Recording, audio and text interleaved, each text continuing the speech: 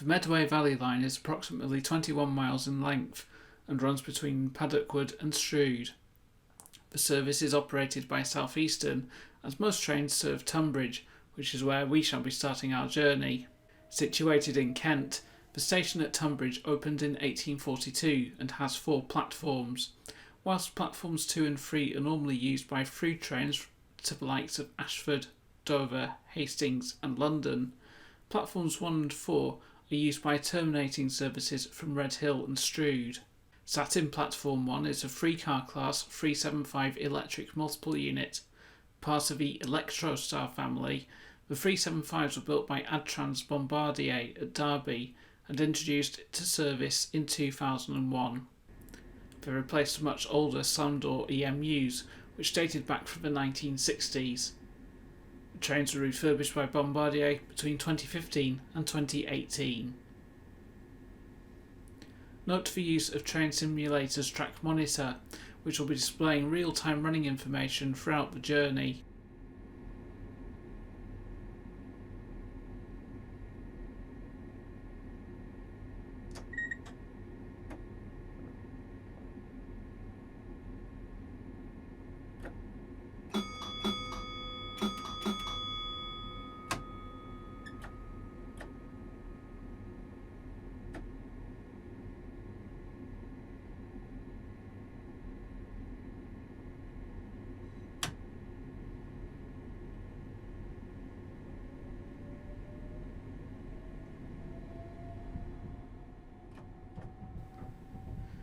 The line that heads towards Hastings curves away to the right. Meanwhile, we go straight ahead on the main line that leads to Ashford, Cuxton and Dover.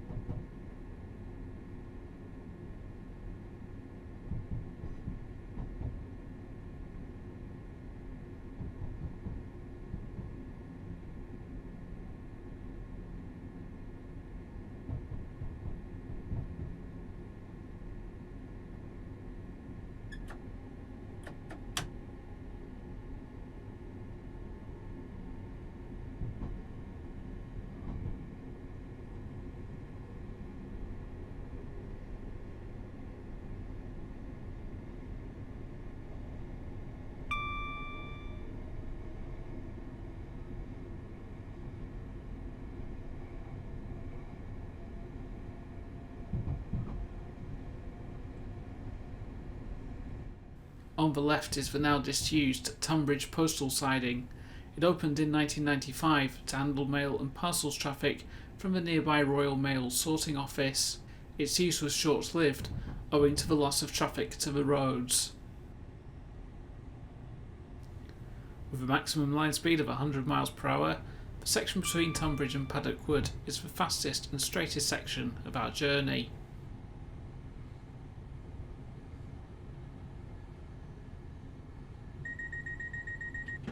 The sound you just heard was a vigilance device. This normally sounds every 60 seconds, and drivers must lift their foot briefly from the foot pedal below to acknowledge it. If the driver does not respond, the brakes will be applied automatically. However, should the driver have operated the power controller during the 60-second period, the device will not activate because the 375's computer knows that the driver is still in active control.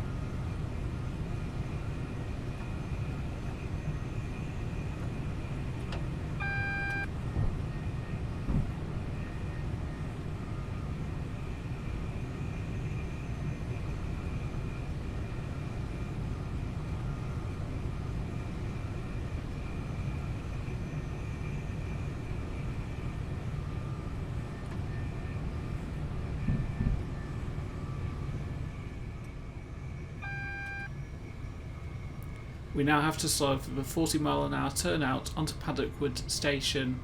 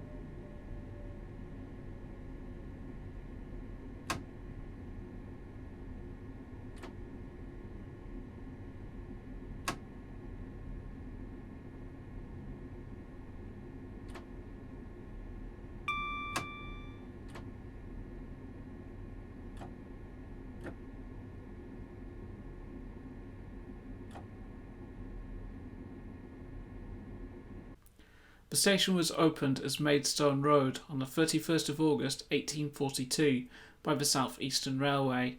It was originally built to serve the town of Maidstone 8 miles to the north of here. However, the local village of Paddock Wood quickly developed around the station and the name changed to reflect this.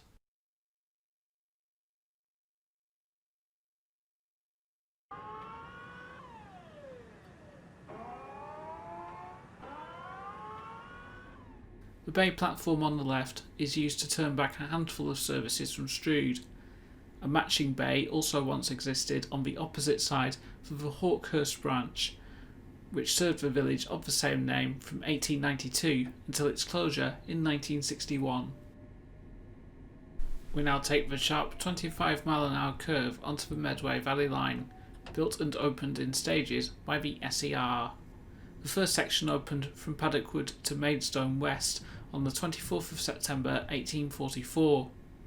According to a contemporary report in the Times newspaper, the opening of the branch was an attempt to convey hops and fruit traffic back to Maidstone, which was losing trade to various points along the Dover line.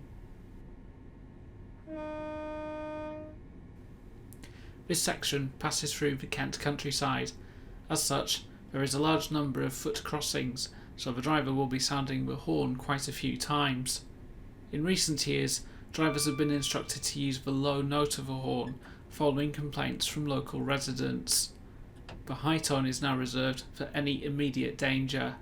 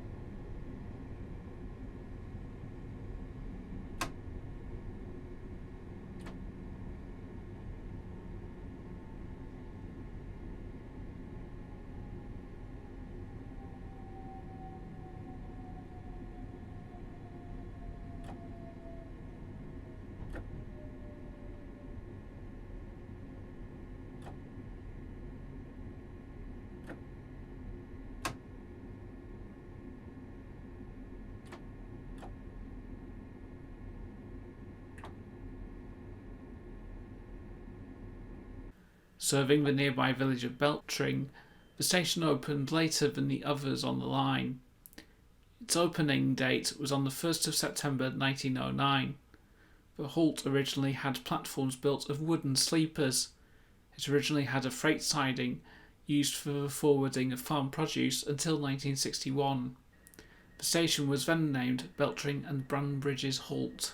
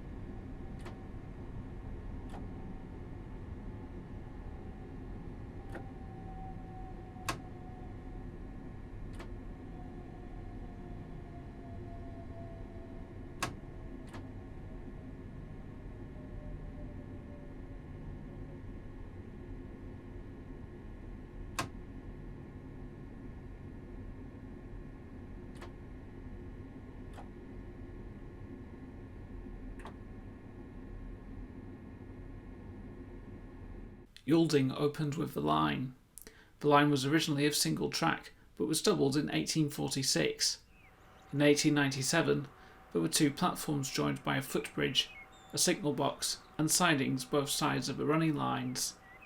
The former goods yard was able to accommodate most types of goods, including livestock, and was equipped with a 1/4 ton crane. A camping coach was once positioned here by the Southern Region between 1962 and 1967.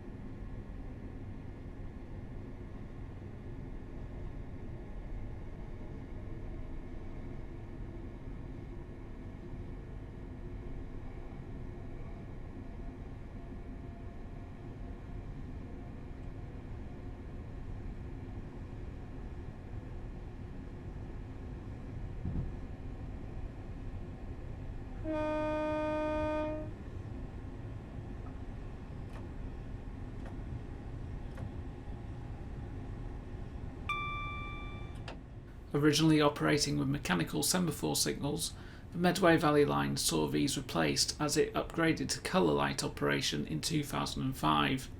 Since then, further modifications have been made, following the expansion of the North Kent Signalling Centre in Ashford.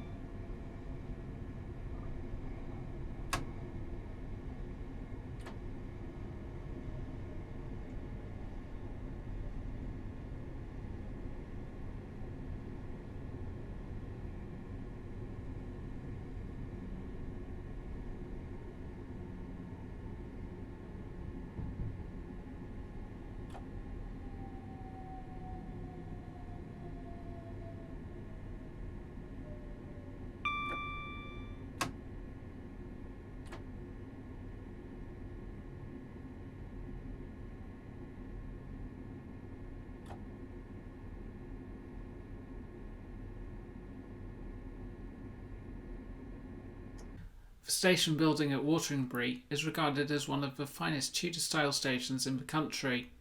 It was Grade 2 listed in 1985.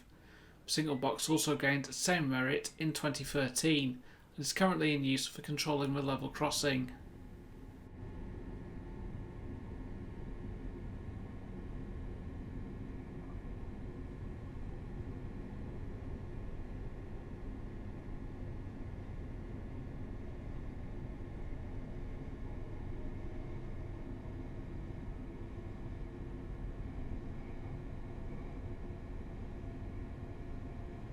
Between Wateringbury and East Farleigh, there was a station at Teston, which stood about 200 yards away from the medieval bridge that carried foot and road passengers across the River Medway. It's one of 4 such bridges between Maidstone and Paddock Wood.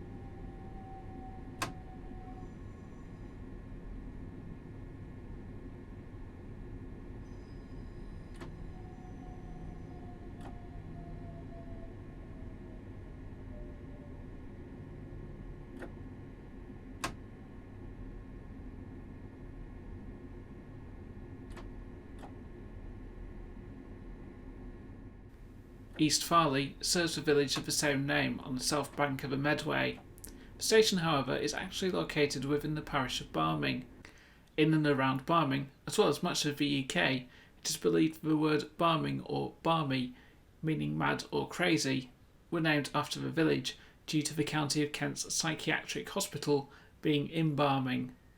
Whilst this story is generally understood to be false, many still consider it true.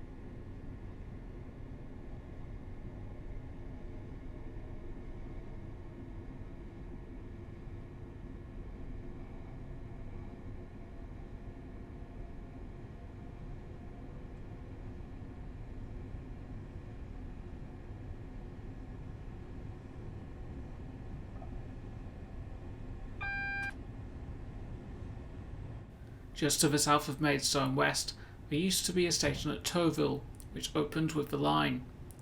In the 1900s, a branch was also constructed to serve the Toville goods station, the only part of the Headcorn and Maidstone Junction Light Railway ever constructed. Toville Station was located just to the south of the junction of the branch from Toville Goods, which faced towards Maidstone West. Toville Signal Box closed in 1929, the station closed in 1943, and the goods branch closed in 1977.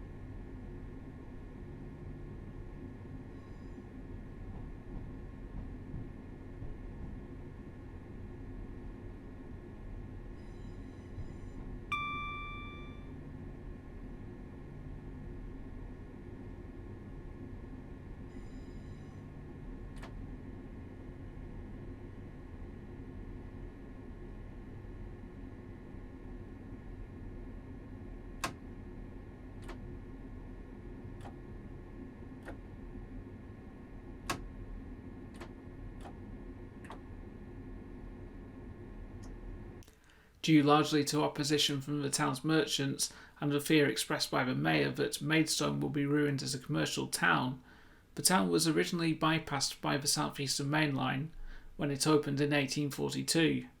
As we've already heard, Paddock Wood was built to serve Maidstone before our line opened.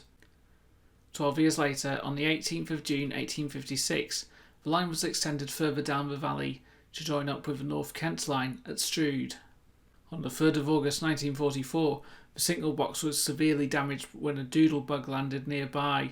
7 people were killed, as well as 2 dray horses belonging to the Maidstone brewers Fremlens. The box was eventually repaired and returned to service. Since we left Tunbridge, we've been travelling away from London on the down line. Maidstone is where the direction changes, and we are now travelling towards London on the Up Line. The distance between stations here is the shortest on the line, at about 0.46 miles.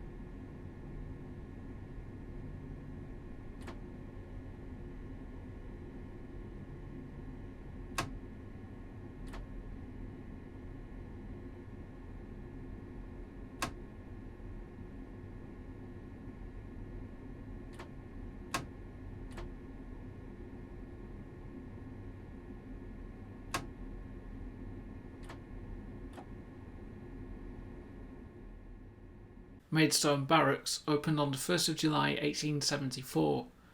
Originally opened as barracks, it was named after the Invicta Park Barracks.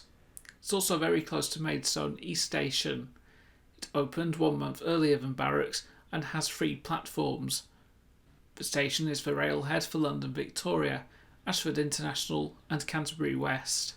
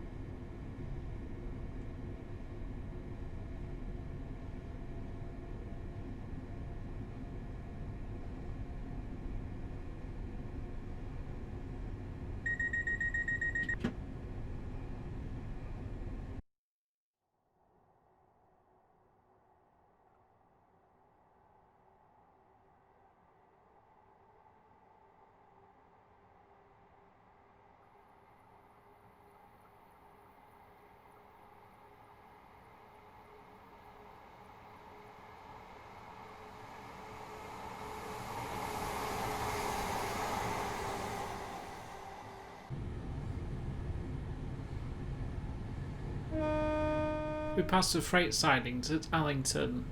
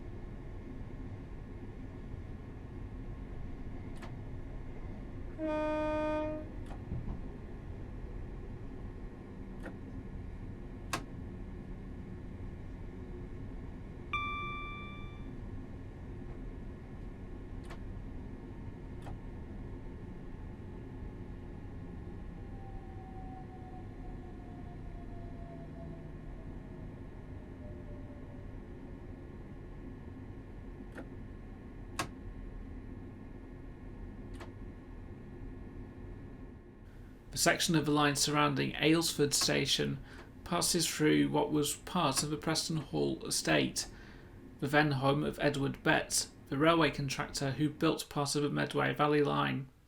Consequently, the station is much grander than the other country stations along the line. Following restoration and refurbishment, the building received an Ian Allen Award in 2001, commemorated by a plaque in the booking office, which is now used as a takeaway.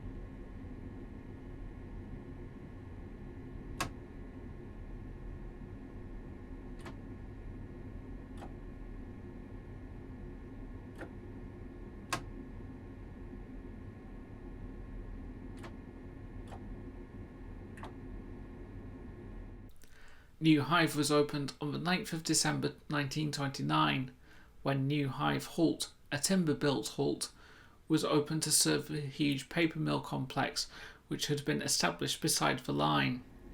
The present more substantial station was constructed in 1936, prior to electrification as far as Maidstone in 1939. The other half of the line was electrified in 1962 as part of the Kent Coast electrification scheme.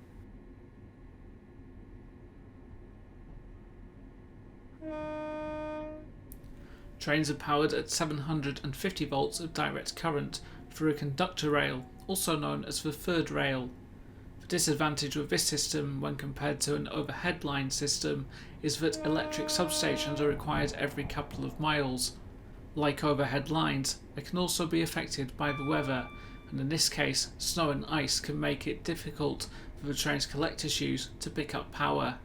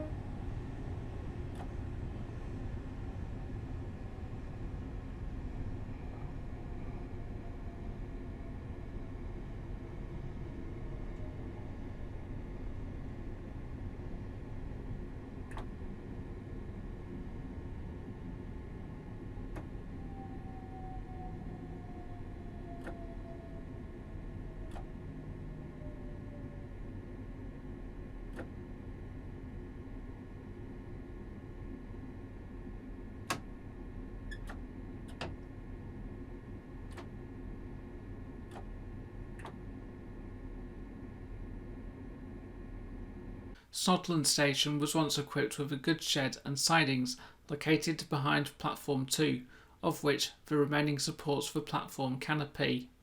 The station serves the village of the same name and is situated between the North Downs to the west and the Medway to the east.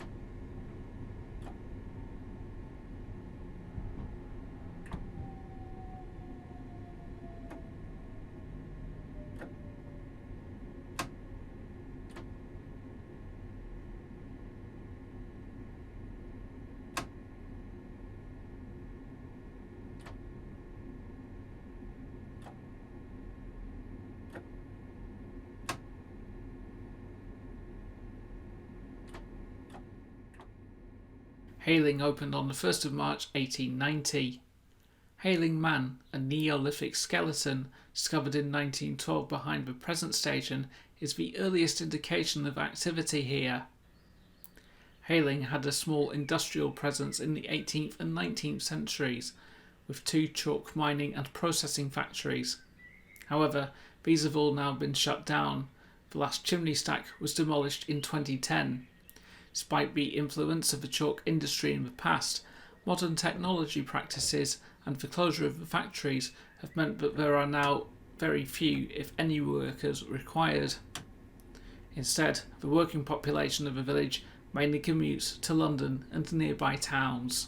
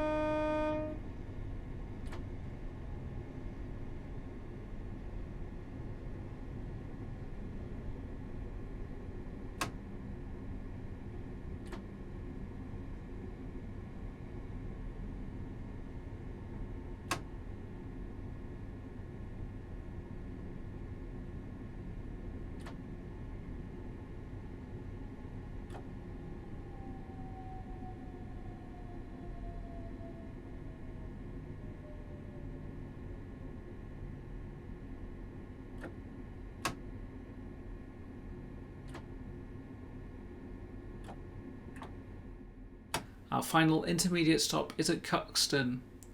Archaeological evidence suggests that the first human occupation was around 200,000 years ago.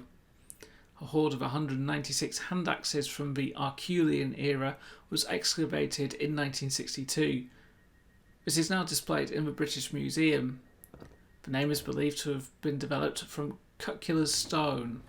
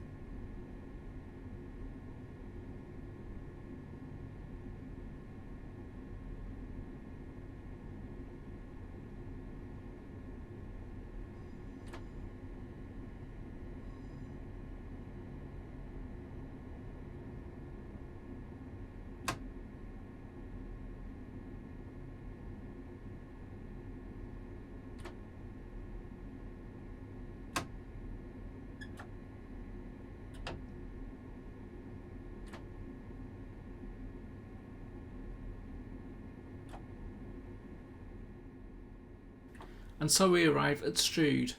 The original station, reached by the SER from Gravesend, had only been in use from 1845 until the present station opened in 1856 with the arrival of the Medway Valley Line and the connection being built with the East Kent Railway, now the Chatham Main Line.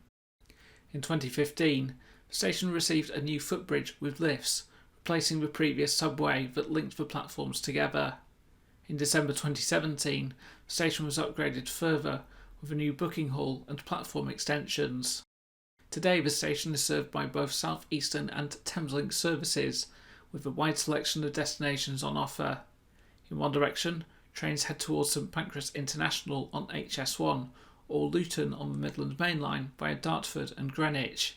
In the opposite direction, trains join up with the Chatham Main Line and head through Rochester and beyond towards Faversham, where trains head alternately to Ramsgate or Dover on the Kent coast.